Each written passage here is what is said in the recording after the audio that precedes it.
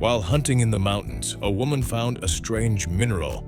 As she held it, she noticed it seemed alive, changing shape under her gaze. Interestingly, the mineral's temperature stayed at 37 degrees, matching human body temperature. She thought she might get rich. She snapped several photos to send to an expert for evaluation. Just then, her father called with discouraging news. The woman's sister is in late-stage cancer, and her dad plans to stop treatment. Hearing this, the woman quickly asked her dad to wait for her before deciding. Just as she was leaving, the room lights flickered and the phone made odd noises. Despite this, Abby, eager to go home, didn't notice. She rushed to the airport to bring minerals to help her sister. But before she could relax, she found something terrifying. A flock of birds suddenly blocked the helicopter's path.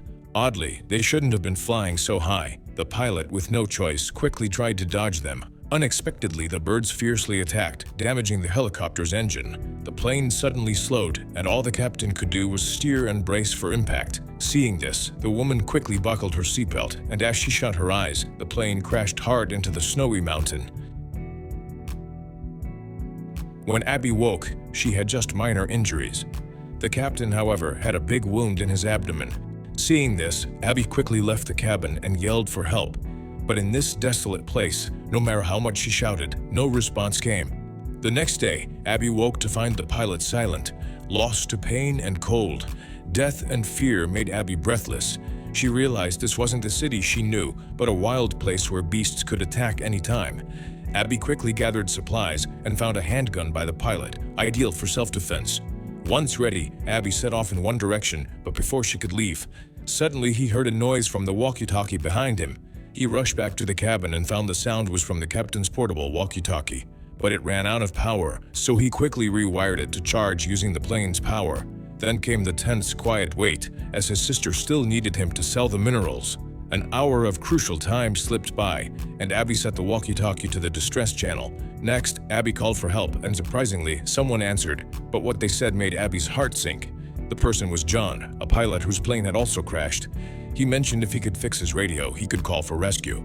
Thinking of his sister waiting for the minerals to save her life, Abby, guided by John, quickly headed in one direction without hesitation. However, he missed one crucial detail. This was a vast uninhabited zone stretching hundreds of kilometers. The odds of two planes crashing in the same spot were lower than winning a $5 million lottery. So, who was this John? Was he human or something else? After 2 days and 3 nights of tough travel, Abby reached a cliff near John.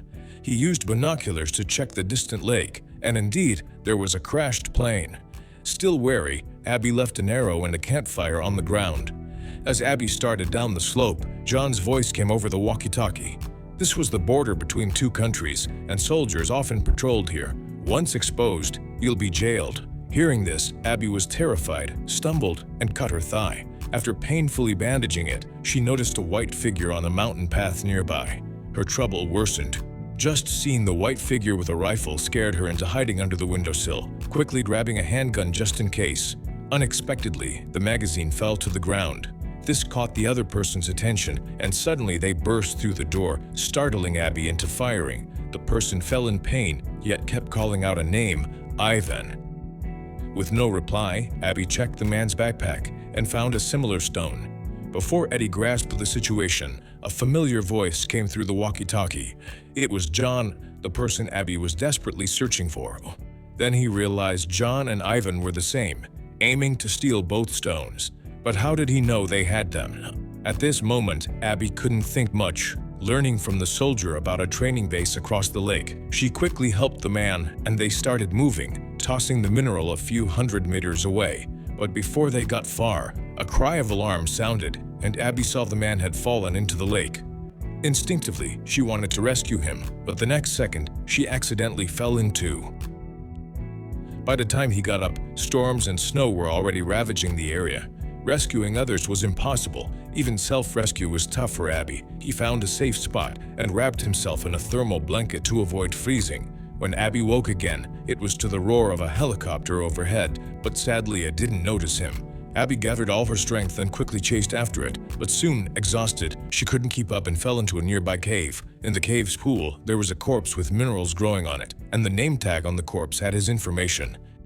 As the minerals under the water started moving restlessly, Abby found herself in a strange place, watching stones swirl like birds. She quickly realized her crash wasn't an accident. In the dark, John's voice admitted that if she merged with the minerals, she'd gain powers like his. But Abby just wanted to go home to her family. And then, John suddenly made a home for her from nothing, but Abby knew it was just a lovely fake illusion.